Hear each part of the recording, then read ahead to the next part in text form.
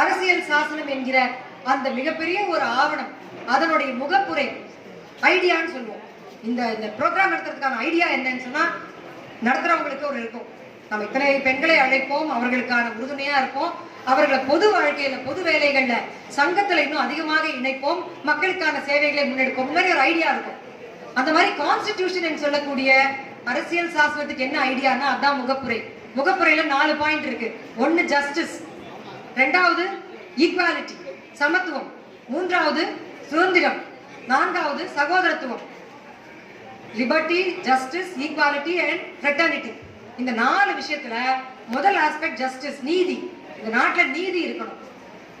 1930கள்ல இல்லைன்னா 12ஆம் நூற்றாண்டுல சோழர் காலத்துல எங்களுக்கு குடவோலை முறை இருந்தது, நாங்கள் சிறப்பான ஜனநாயகவாதிகள், நம்ம போய் 26ஆம் தேதி நம்ம மார்த்தட்டி நம்ம பேசுறோம்னா 1937-47க்கு முன்னாடி கூட நமக்கு ஓட்டு உரிமை இருந்துச்சு. எப்படி இருந்தது?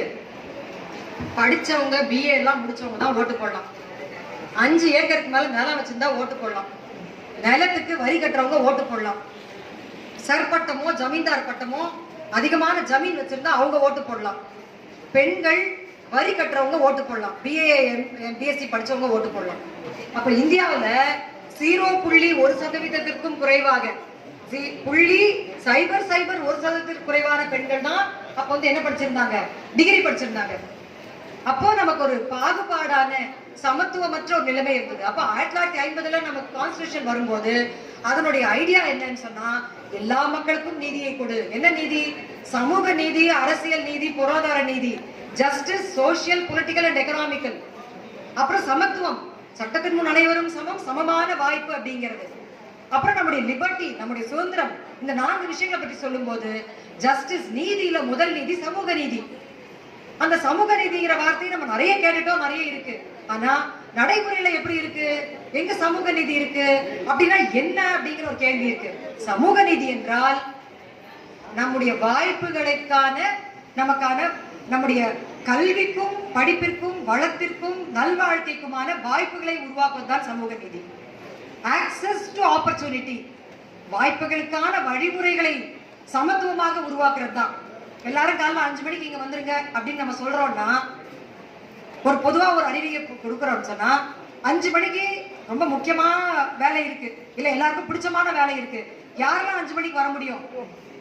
காலையில MTC பஸ் கிடையாது, காலையில ட்ரெயின் சர்வீஸ் 5 மணிக்கு ஆரம்பிக்குதுன்னு வைங்க, 4:30க்கு ஆரம்பிச்சு 5 மணிக்கு ஆரம்பிக்குதுன்னு வைங்க, மெட்ரோ 5:30 மணிக்கு தான் ஆரம்பிக்குது. எப்படி வர்றது? ஆண்கள் எல்லாரும் தங்கள்கிட்ட இருக்க 2 வீலர் 4 வீலர் எடுத்துட்டு வந்துருவாங்க.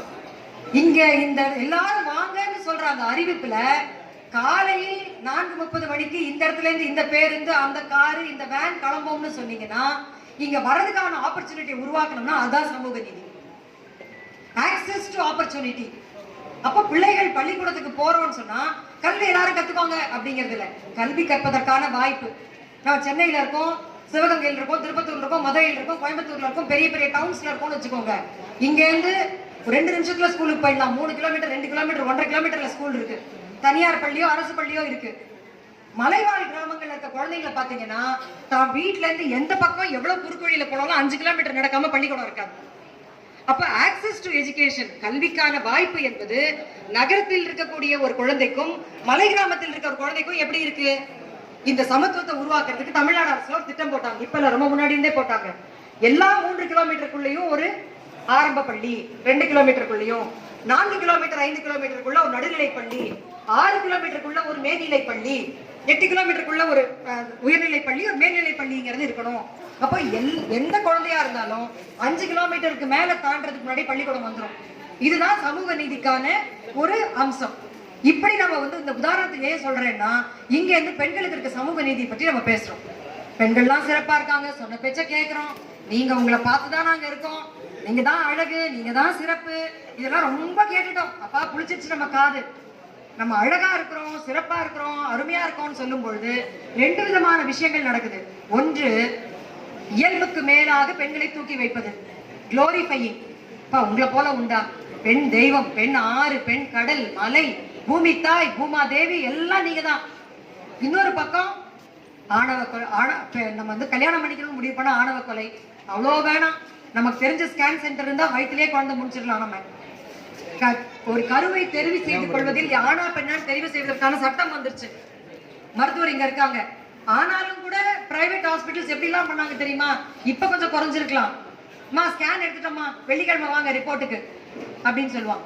இன்னும் 4 பெண்கள் 10 பெண்கள் உட்கார்ந்து இருப்பாங்க. அம்மா நீங்க ஸ்கேன் எடுத்துட்டோமா, டாக்டர் பார்க்கணும், ஞாயிற்றுக்கிழமை வாங்கம்மா அப்படின்னா இப்படி ஒரு 10 பெண்களுக்கு சொல்றாங்கன்னா அதனுடைய உள் குறியீடு வெள்ளிக்கிழமை என்று சொன்னவர்களுக்கு பெண் குழந்தை, ஞாயிற்றுக்கிழமை என்று சொன்னவர்களுக்கு ஆண் குழந்தை.